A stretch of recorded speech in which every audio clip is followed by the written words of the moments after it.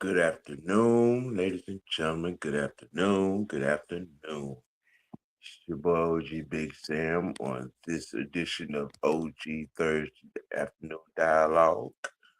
Uh, gonna be doing a little something, just a little bit. We ain't gonna hold you long.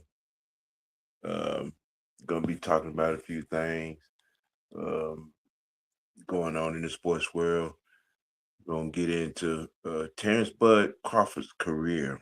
Um, as he called it a day in the sport of boxing.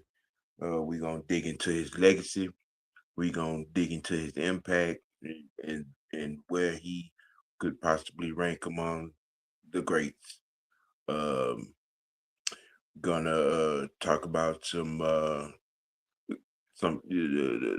college football playoff jump off tomorrow. Starting off with Bama and Oklahoma. We're going to get into that. Going to talk about Myles Garrett and his historical sack run that is going on this season and where it may land and his impact as one of the greater uh, defensive ends uh, to play this game and where he could possibly land, you know what I'm saying, in his career where he sits right now. And we're going to talk a little bit about Arthur Blank and his possible plan or not have a plan. You know, how is everybody doing? You know what I'm saying? Giving people a little time to get it in. I know it's rush hour. Some of you may be sitting in traffic. Uh, some of you may be just walking in your door. You know what I'm saying? You know what I'm saying? Tuning in. You know, you know what I'm saying? Uh, gonna while I'm showing my content agility, you know what I mean, speaking about a few things um just off top, my opening thoughts on today. um the buzz is sticking and picking up in the college world. Some people are starting to question um the hoodies uh presence in the NCAA going forward, with a number of teams at the NFL level that are showing major and monumental interest in him coming back to coach somewhere in the NFL. Um, you're hearing things about the Giants being a landing spot, which I could see that. The Browns being a landing spot, I could see that as well. Those are two places that he has been early in his career. Um, you know, I'm not shocked. I knew he had a plan um in the way he's handling everything. I got a feeling that he'll be back in the NFL on next season. Because those are two places that he holds dear in his NFL history, and I could see him going to either place. Most notably, possibly New York. You know what I'm saying? So yeah, the chatterbox is heating up on Bill Belichick and his foreseeable future at University of North Carolina, which I think is going to come to an end this year. Myself, in my personal opinion, my perspective. I We think shouldn't even been there. that is true too. That is true too. But But we ain't gonna talk we about that. digress. We digress. We we digress. Arthur Blank, Uh, that's all I gotta say. yeah. Just giving my little tat a tat 2 cents on that particular goings on and heating up trending topic as of right now. Um, Fresh should be in here in about another 5 minutes or so. Let me see where can we start? Where can we start? Huh. Alabama need to get their ass beat. We need would be all right if Butterbean will have his ass in here. We could start with that first, since that's his team that's going to be facing Exactly. the Crimson Tide. Um, you know, I don't know what he doing, but we're going that we can start right there. Okay. The college football playoff jump off tomorrow. You know what I'm saying? Alabama in Oklahoma, in that bracket. Who we get the winner of? What game? Um, mm, I was just looking at the bracket. I was just looking at it. Right? Da, da, da, da, da, da, da, da, da, da.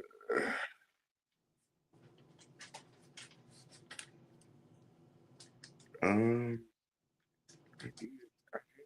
where did where did it go?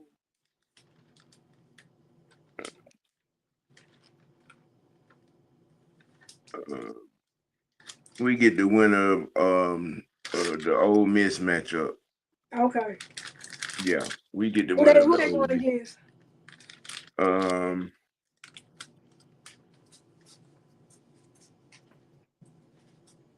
Ole Miss is playing. Is that Tulane? Yeah, Tulane. They're playing Tulane. Interesting. Yeah. Well, Yeah. whoever we get, we gonna beat them. And that's going to be interesting because they're going to be playing Tulane without Lane Kiffin. Mm, mm. Oh boy, that Interesting. thing, that thing may that thing may blow up in their face. Exactly, because It like I may had blow up. think. I think. See, eh, I think Ole Miss might have, what I'm saying, cut their nose off to spite their face. I mean, you went into that meeting on Saturday, that particular Saturday night, with an in undergratiated attitude. And if you wanted that man to stay, that meeting would have went different. You should offer him 100 million. You know what I'm saying? You should have put some on the table and be like, look, what is it gonna take for you to stay? But instead, you went in there with a how dare you entertain another offer attitude, Mm-hmm. and it went south, way south.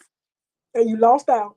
It lost out bad. And LSU with their cute self, so petty and messy, Mm. so petty and messy. And you sit two jets on the tarmac in Mississippi to pick that man up and the coaches that are going with him and their families on Mm. Sunday They morning. lit it up. That following Sunday morning. They They lit sent it up two for him. jets. Okay. They pulled out all the things. Yes, they did. Yes, they did. And it got worse too. It got worse because that Sunday night, there were 8 recruits that decommitted. That's I supposed to be heard. I saw coming. that. I think. Yeah. That decommitted from Ole Miss and committed to LSU. Oh, Oh, oh, that's it got bad. bad. Mm. I'm gonna tell you something. That athletic director from Ole Miss, he should get fired. Yes. He should get fired. Mm. Cause you know what I'm saying. You not only do you lose your coach, you lose coaches. Yes. You lose coaches and And recruits you because of can't the even way you save handle face the from this. situation. You can't even save face from this. This is bad. No, you can't. And like I said, LSU with their cute self, petty and messy. I Not would have one been jet, too. not one jet, but they sent 2 jets to Mississippi to pick that man and the coaches that were going with him up and on that following morning. And And that's how they you didn't even do it. wait till they got to the facility. When they landed in Louisiana, they had the press conference right at the bottom of the stairs from the jet. That's dirty. That's petty. I mean, you got to roll out the presidential campaign, man. Hey, Bro, they hey, rolled out the red carpet. yeah, they did. Yes, they did. You know what I'm saying? So now Ole Miss is losing recruits. That recruiting class of 26 that was about to come in, they lost 3 5 stars, 2 4 stars, and three 3 stars, and it's some more that's sitting on the fence trying to decide if they're gonna stay committed to Ole Miss. And you got some players that's currently on the team that are thinking about jumping in the transport program. Okay, so this could be a crushing blow for Ole Miss. Not only are you not going to have a coach for the playoff game, you may have some players for the playoff game. That's how bad it is. I definitely think there's going to be some players not going to play. Mm-hmm. Because why would they want to play? Exactly. Why risk it? Yes. That athletic director should lose his job. Because you went into that meeting with Lane Kiffin with the wrong attitude. Your attitude should have been, Lane, what do we need to do for you to stay? What would it take for you to turn that offer down and stay here? That's what that meeting should have been. No, it wasn't that. He went in there with a whole "how dare you entertain an offer from another school" and all of that there, type of situation, and it has gone completely and thoroughly bad. Now with the playoffs starting tomorrow in Oklahoma, now that Butterbean has joined the fray. Oh Lord. All of the most southern region of these here United States, most notably the SEC fan base itself, telling you got one job, Jay. Yep, that's right, one job. Yeah, we got one job. As long you got one job. They better not cheat us out of this damn. I know that. You got one job. And the CFP committed, I believe they straight up targeted y'all. You know what I'm saying? To have a rematch with a lot on the line. The stakes are high. It's a pressure situation. It was a pressure game during the season. Now you come back and you reward these cats after getting blown out in the SEC championship game with a spot in the 12-pack in your house. What say you, sir? Oh boy. Step up to the mic. Say it with your chest. I'm gonna say this, bro. They better not cheat us out of this damn game. I'm gonna be very pissed. There's Alabama man been talking shit. Yeah, I know it. I've been saying. Don't put yourselves in position to get cheated, neither. Well, he should have learned from talking shit that got his ass dog walked in the SEC championship game. Yeah, exactly. Go ahead, Trey. Yeah. I'm gonna say this, bro. We have to play smart football. Our offense is gonna have to, our offense got to get in the rhythm. And our defense, our defense actually put pressure on Ty Simpson the last matchup we played. So yeah, y'all touched him up a few times. I need to look at the Georgia film. Well, yeah, like I said, bro, Brent Venables, my guy. Your defense going to play the game of his life to win this damn game, bro. You can't come out here. Who on that defense was going to have to be some X factor? Mason Thomas. He's a defensive lineman. Mm-hmm. Mason Thomas, the defensive lineman. I think his name is Wynn, number 44. Mm-hmm. And Bowen, Eli Bowen, number 22. Them three dudes right there got to have a game. Or some problems. But see, the thing I like about Venables is he don't blitz your ass.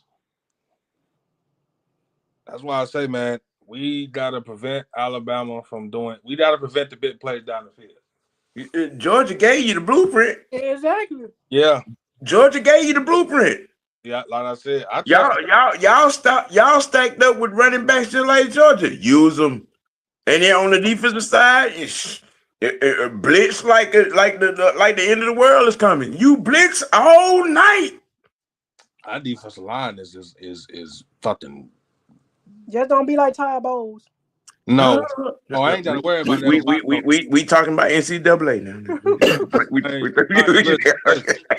My head coach. Oh, I ain't got nothing to worry about. As long as he called the right defensive plays and everybody in their position, I'm telling you, watch out for number 22 Oklahoma, because one thing about dude, Eli Bowen, that dude is a ball hawk. So yeah, he was the other half of that tandem with him and the old boy who we got. Billy. Yeah. Billy Bowman, yeah. Yeah. Them two jokers last year, boy, they are some ball hawks. But like I said, bro, for the offense, don't have John Mateer dropping back so much, man. You don't have to start pounding the rock. Because the last, you know what I'm saying, the last 3 to 4 games, we haven't ran the ball well. This is the game right here. Just mix the plays up, man. Don't have this dude out here trying to do QB draws and all this stuff, man. No, man, I ain't got time for the cute shit. Play smart football and create some takeaways. Hell, but I can put. Yeah.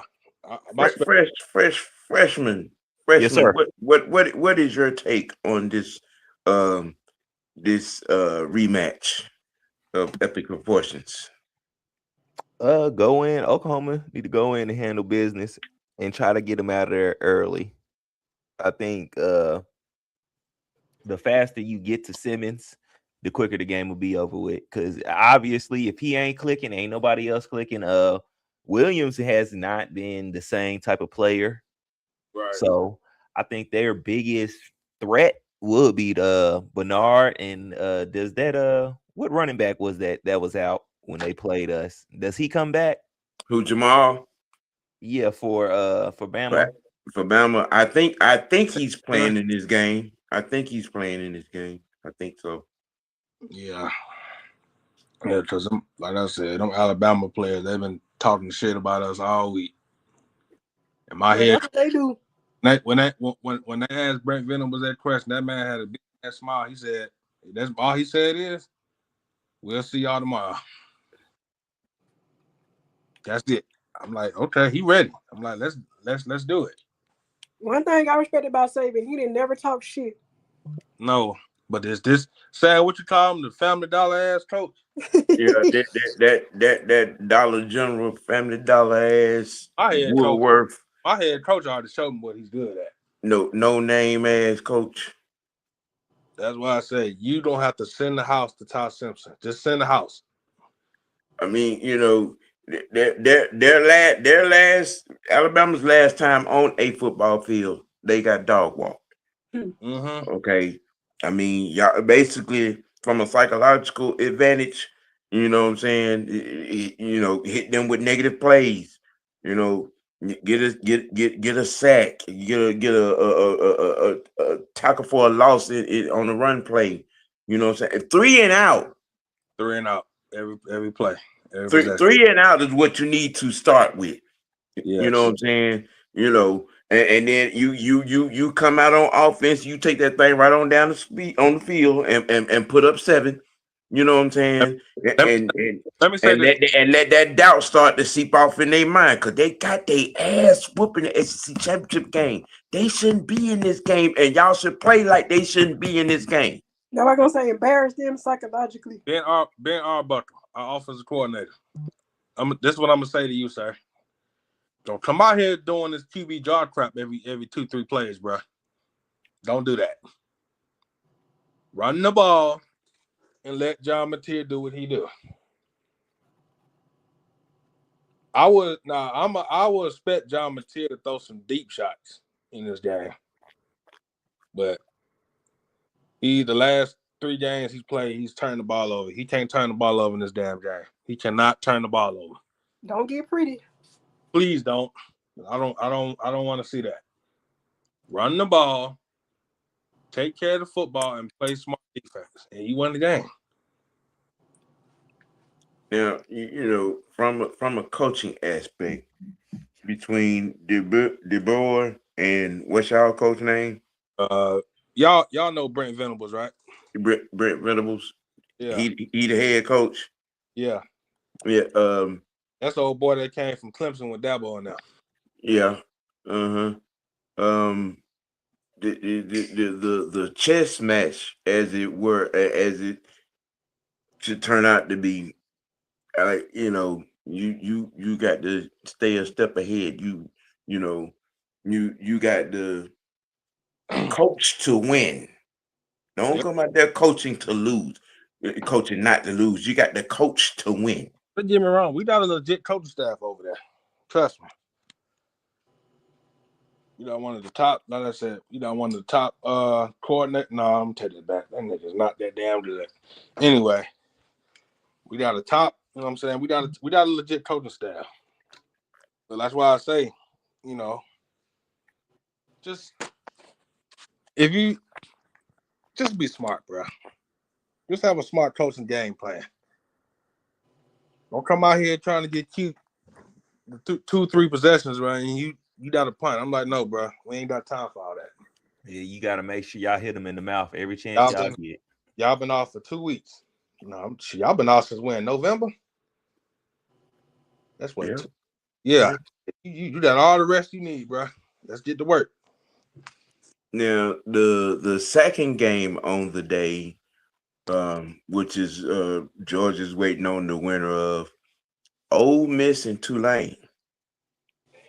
And me and Madam Howell was discussing the implications of thereof.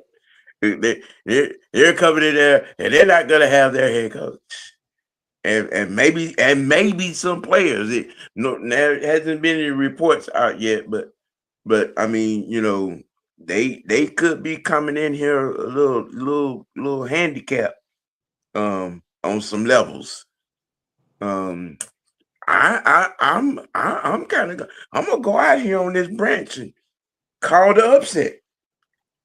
Mm-hmm. If you want a handicap match, good luck. I'm calling the upset. I think Tulane could walk away with this thing. Hey, while you playing, yeah. You know, everybody picking Ole Miss to win that game. I don't see how. My bro, you got to stop. Y'all can't just, you know what I'm saying? Just because they're Ole Miss don't mean they can't lose. I mean,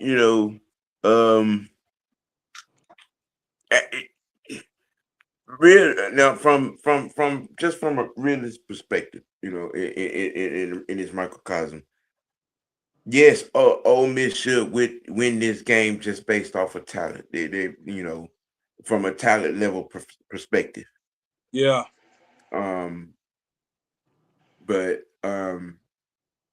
if you're gonna have some key players not playing because Lane is gone, because that is a strong possibility.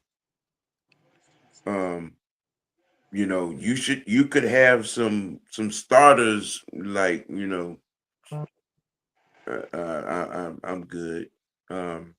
But if all in all, if you're in there and you're just minus your head coach, and possibly your offensive coordinator. Damn, who coaching for that game? The kids, they just going out there. Hey, defense, y'all get ready. They freestyling, boy. They basically coaching Ole Miss right now. Tulane coming in hot. Their head coach went to Florida, didn't he? Yep. Yeah, well, I tell you. Yep, and did. But just looking at it on its face value, what do you guys take on this game and your expectation? My expectations. Handicapped. I'm gonna say this: Don't A count. sloppy game. That's all I'm gonna say. Don't count Tulane out.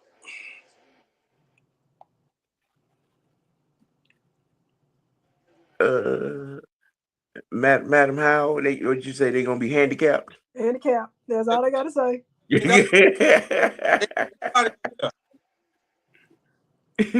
Charles Weiss Jr. He about to head. He already with Kiffin at LSU. Who? Charles Weiss, the offensive coordinator. Oh, Charlie Weiss Jr. He had the LSU with Kiffin. Yeah, he is. That what I was saying. You without your head coach and your offensive coordinator. So that Good tells luck. me they don't promote the Ole Miss defensive coordinator to the head coach. Again, good luck. Yeah, that's a whole. You don't have to have a lot of people that's gonna enter that portal next year to go for Kiffin. Mark my words. Ole Miss is just like, bro, who's coaching? Who gonna be doing what? Probably the defensive coordinator, the offensive line coach, the quarterbacks coach will probably be calling play. They gonna have to revamp their whole staff, bro. Yeah, I mean that's a given. That is a given. Boy, Y'all better have your seatbelt on.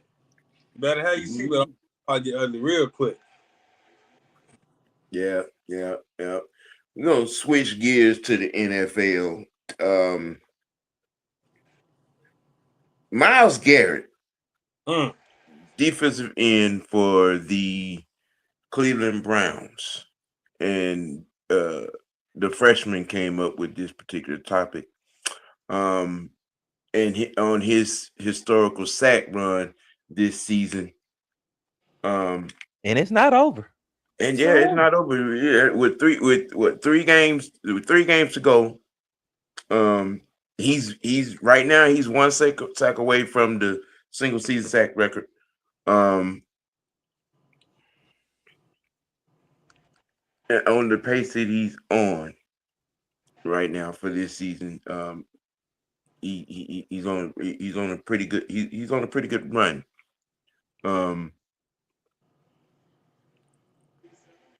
Fresh, why don't you start out because you came up with this, and where this man's currently in your mind's eye, where he stands with some of the greats, you know what I'm saying, to do it on defense. So while we was pondering over topics for today's show, OG brought up Myles Garrett and his historical sack run. Well, I threw it in and put it together like this. Do we have to start throwing Myles Garrett in that best defensive player of all time conversation? I say yes. Like, you threw Aaron Donald in there. I mean, it's crazy that Myles Garrett has been getting what he's getting, and nobody has yet to really just put him in that light. Now, Aaron Donald was getting that love, but I guess you can say, oh, well, he was doing it from a DT position or just how his stature was. But still, Myles Garrett is playing up and down the line and sacking people. Like, I mean, come on now. But he got nothing to show for it. No playoffs. Yeah. No nothing. Nope. It's embarrassing up there. I think that'll be the only stain on his jacket. Well, they had one playoff. They had one when Flacco was there. They had one when Baker was there. Yeah, well, but still though. So, but yeah, like the question is, man, do you feel like he should be putting that conversation up there with like a LT, Aaron Donald, Reggie White, Too Tall Jones, people of those statures?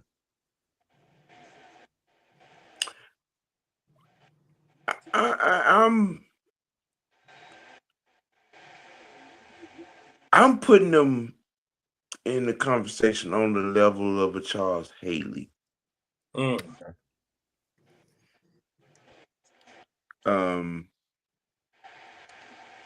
Haley, John Randall, those guys, Jerome Brown. He, I mean, if I want to give you even closer closer template, JJ Watt. Mm. He's approaching that level of dominance where being able to almost completely take over a game, from a defensive perspective, as a pass rusher, and his ability to be effective in run defense. Yep. Imagine if he was on another team doing that. Because here's I've had some people that lose their minds when I speak this of Aaron Donald, because Aaron Donald had a tendency to disappear in the run game. Yeah. Myles doesn't. When someone, I think I had a show with this conversation of Aaron Donald in comparison to Reggie White, and I kept bringing that up. But he had a 9-year run there where his ability to get to the pass rusher kind of stuck him out there a little bit. But I'm like, in some of them high stakes games, in pressure moments, teams would actually run at him. Bro, I ain't even know. I can't even remember when they talked about him during the Super Bowl until that time, until they woke him up. That's it. Yeah. See, that was a clear case and example of not letting sleeping dogs lie. He was, just going through the motion until somebody pissed him off and he took over the game. Boy, I had a joke. Boy. I wish somebody would have pissed our guys off in the Super Bowl. My God. Maybe we wouldn't have lost it. We ain't gonna do that.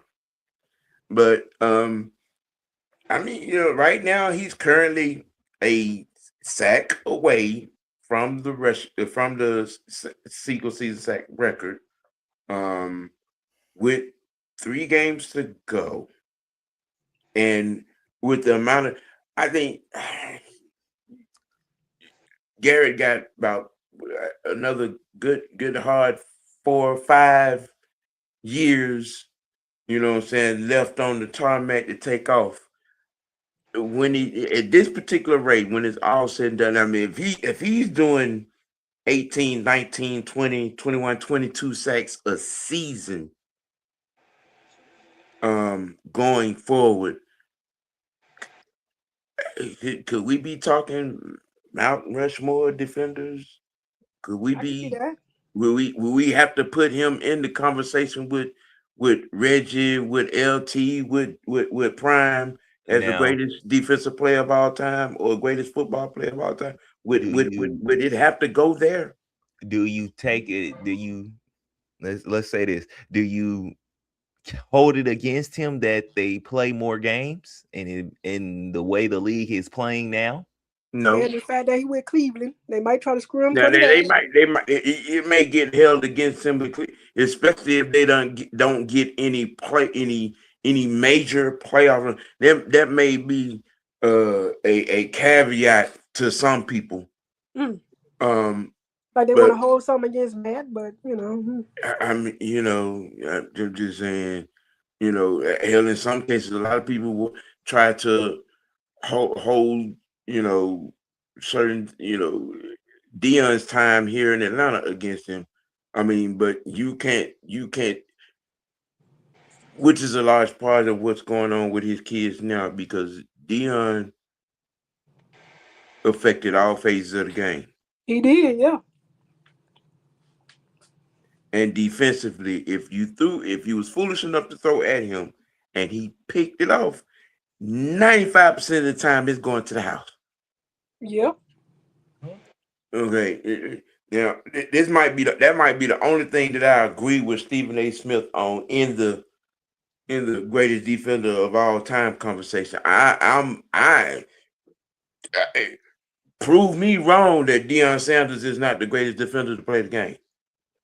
A lot of people say LT. Okay, yeah, LT is the reason why left tackles get paid what they get paid now. Y'all see that Monday night game against the Redskins and breaking Joe Theismann's leg. Okay, Here's my thing.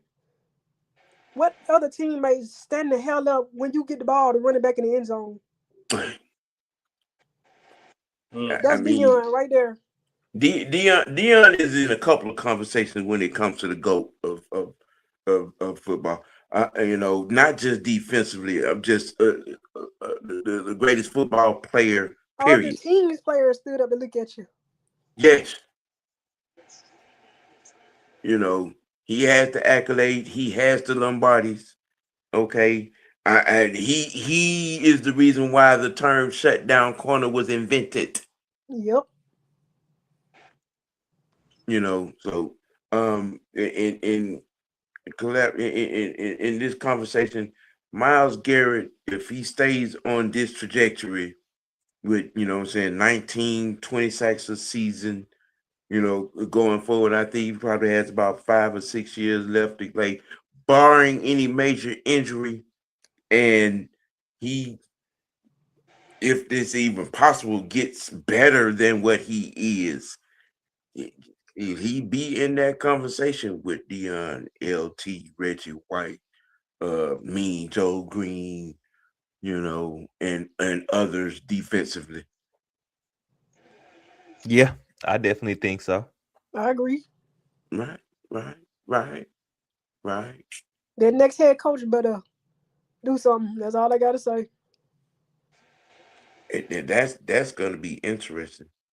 How that unfolds over there, because I mean you're with what you have, you give Shador, to you upgrade that receiver room, maybe add another tight end, another running back to back up old boy, and you tighten up the offensive line to where you could put up 20, 25 points a game. Your defense does its work. Don't waste his talent. Yes. I mean, the good thing is this is just the beginning for Shador. People forget he's just going to start his fourth game. Okay. All right. You know what I'm saying? And, you have time to spend money to put all the right things around him on that offense, especially that line. That should be numero uno. Upgrade that line. You know what I'm saying? You put some premium talent at every position on that line. If we had him, Okay. Yeah, I know. I know. Make sure you get him some more weapons because one of them is sabotaging. Who that is? Who the heck is that? I mean, because him and Judy seem to have hashed out that issue. There you go, Judy. Yeah, I'm thinking about him too. That's who I was. I was like, damn, what is his name? They seem to have hashed out their issues. He made several catches in that game on Sunday. Okay, he did. Oh, he was I'm trying to play the glad to Mooney see he game. came to his senses because boy, I'm like, Trying to boy, play the Mooney game, y'all. what's going on with him?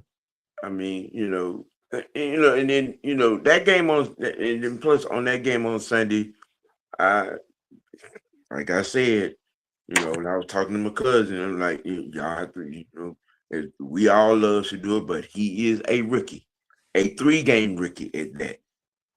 Mm-hmm. Okay, he's learning on the fly. That is the reality.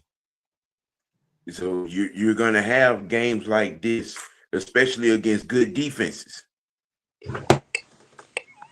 You know, you have to take the learning curve. You have to take the experience.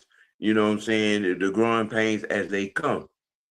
You know, the thing is, yes, you asked the question. You know, where would they be if Shador had started the season? Mm. Do we know? Are they? I mean, you know what I'm saying? Are they 500 or they're a game or two over 500, or are they actually right where they are now? You know, just based on what we know. I Kevin think they'll be Stefanski. competing for a playoff spot. I think they would too. I think it would be, you know what I'm saying, 6-7 or 7-6, you know, something to that effect, but you would have a better grasp of what you have, you know what I'm saying, from him had he started the season. Exactly. And he's getting proper, you know what I'm saying, reps with the first team, Yeah, stuff yeah. like that. I mean, Proper game planning. we don't know, you know what I'm saying, had he started the season and what kind of chemistry that he would have, you know what I'm saying, with the guys on the first team offense. We don't know. I mean, we don't know how the chemistry could have turned out and what the offense would probably have turned into. You know what I Was that the mean? head coach or the organization? Well, you let Cleveland media tell it's the coach. In some speculations, it's something or someone behind the scenes was orchestrating the trying to bury him on the depth chart type of thing. Yeah, I think it's the Yeah. organization. Now me myself, I had said that Hamlet and Stefanski both got to answer questions. Um, the GM has been the only one speaking positive of Shador. So the owner and the coach have been playing hot potato on accountability over him. Them the ones that got to answer questions. And then going forward in this situation, somebody here got to roll, man. Sound like something down here. Somebody here got to roll. You know what I'm saying? The fumbling the bag around here on this quarterback situation. We saw you saw the video document evidence. Dylan Gabriel had no business starting for this team. You saw He that. shouldn't even got drafted. I mean, you look at how preseason went. Dylan Gabriel showed you nothing that said that he should be the starter of this team. You had 5 quarterbacks. Good Lord. Dylan Gabriel showed you nothing. The 2 games that Shador played, the boy threw 5 touchdowns between the 2.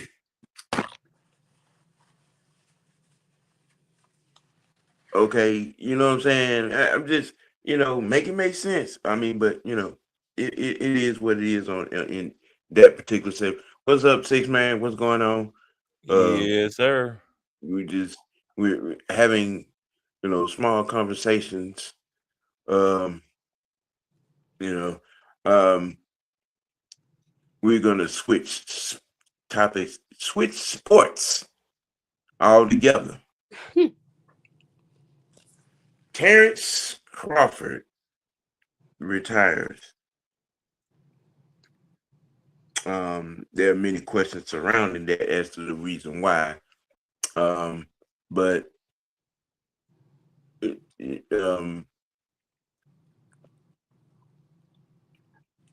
he goes out on top. There's the comparisons are already running rampant.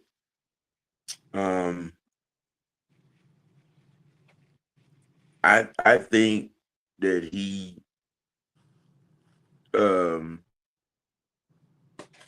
is the greatest lightweight of all time. Yeah. Uh-huh. Over everybody's favorite money man. Yeah. Yeah. For a couple of reasons. He did Big he did fish. he fought Terrance fought everyone in their prime.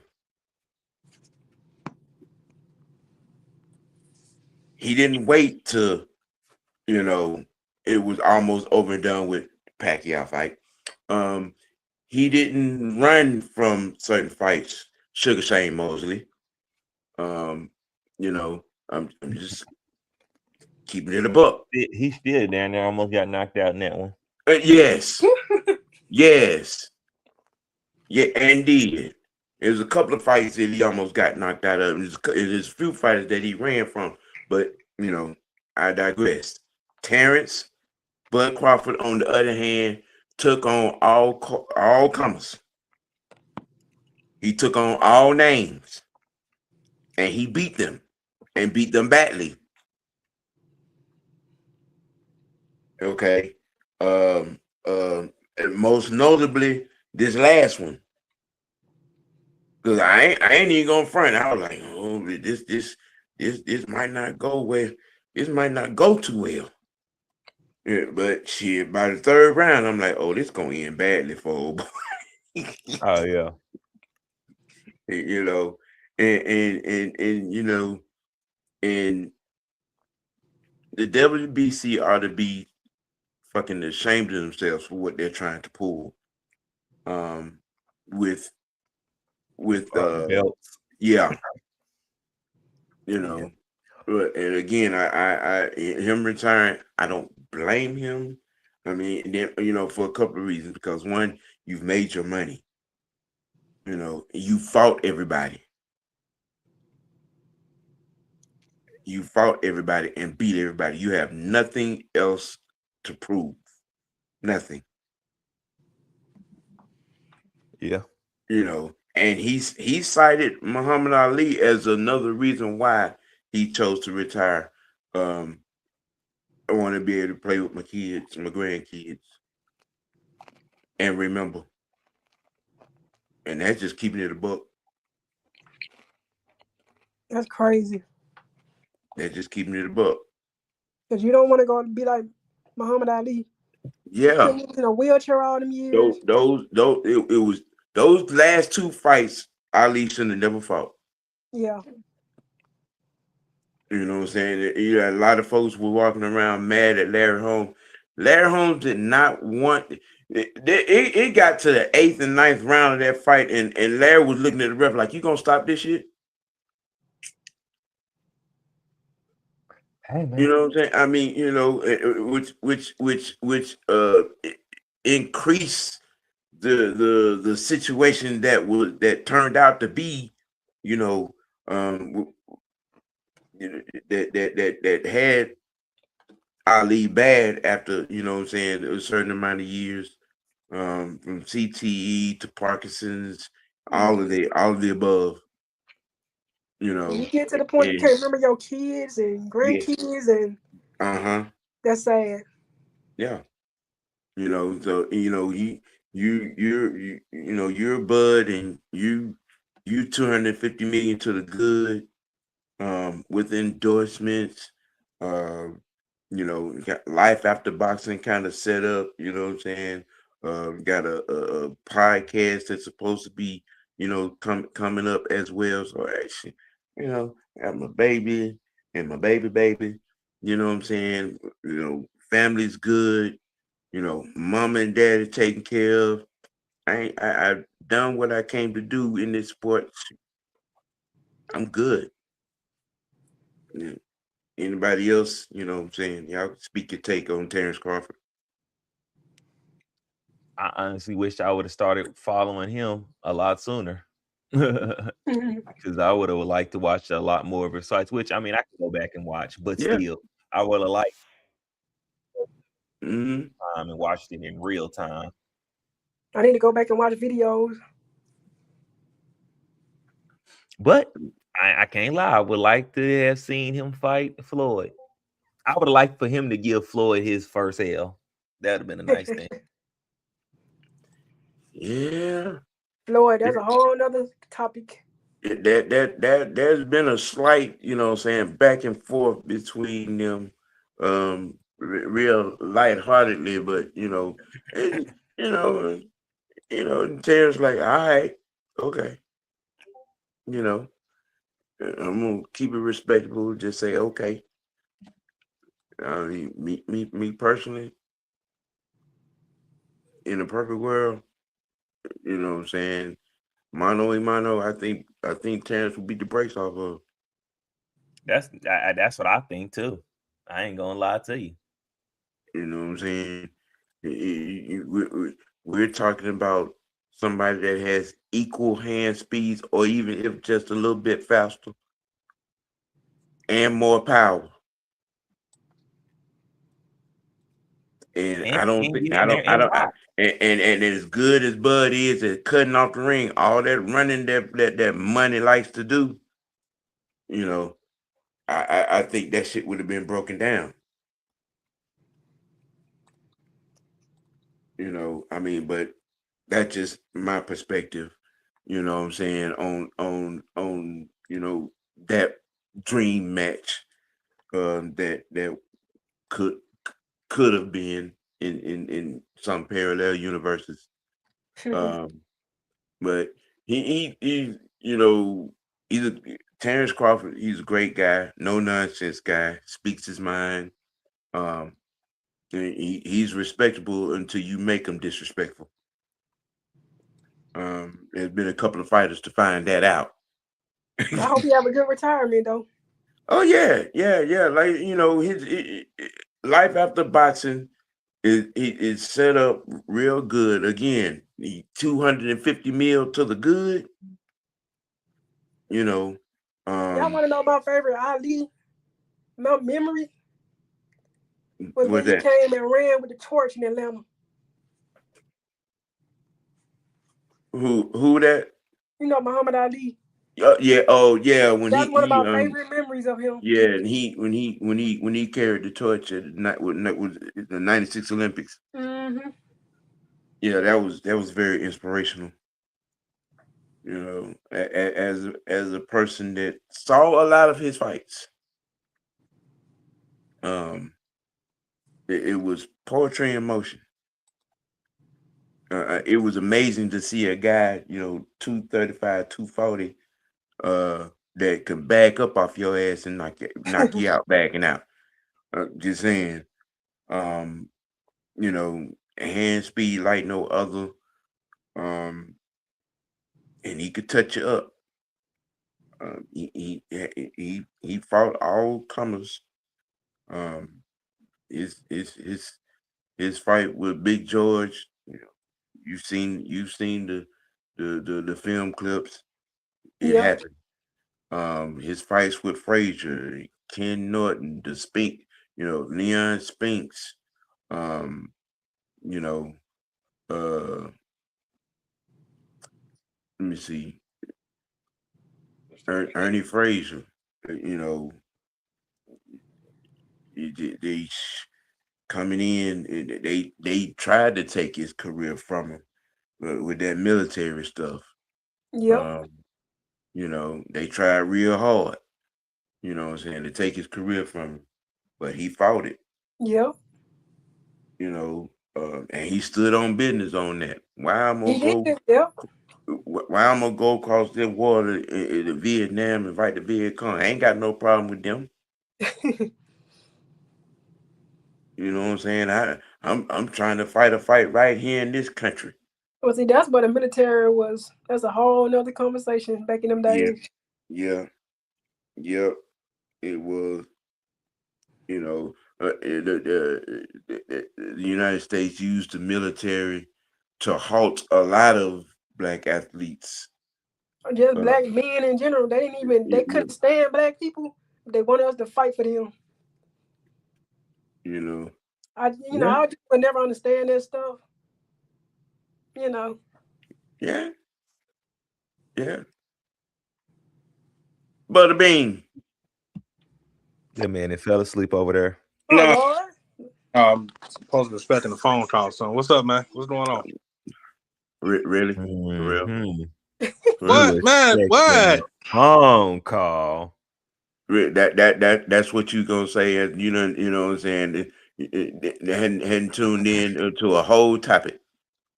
I heard Nah, it. he resting up for tomorrow, y'all. No, I'm not He's even. trying to make sure his pom-poms is greased and everything. Man, you got He's trying to make sure he got all the ingredients to that casserole. this is why I was on mute right there. Pre-Christmas casserole. Mm. Ain't no Christmas casserole over here. Yeah. Do you have a perspective on Terrance Crawford, sir? I don't know anything about the guy. So you're not a boxing fan? No, I'm not. I'm sorry. I Oh apologize. my God, I'm not You're a not a boxing multi-sport fan. fan. Okay, all right, okay. I won't hold it against you, for a little bit. You mean We ain't never letting that bean casserole go. shut up? Shut Right. up. Right. That ain't never getting Right. let go. Don't worry. I'll make another one. Don't worry about it. We know. I'm gonna hold this Arthur Blank topic until tomorrow, Okay. for Falcon Friday. Yeah. That's a whole nother thing talking about Arthur Blank. Yeah. I But don't put my personal thoughts in there, but that's a whole nother. Y'all heard it, Madam Howell's moment. And that trust me, that's one of my Put the favorite kids. Send the kids outdoors. I mean, but hey man, it's just a little bit a little dialogue, what I'm saying, Thursday afternoon dialogue. I was fumbling around with some topics, and the freshmen came through and we lined it up. We got the 2 games, the 2 college football playoff games tomorrow. Oklahoma, you got 1 job. Hopefully I'm back in What enough time is the time game? to watch it. Let's get this over with. 8 o'clock. 8 o'clock? Okay. And then you have the storyline for the other game, which is the Ole Miss is gonna have half a coaching staff.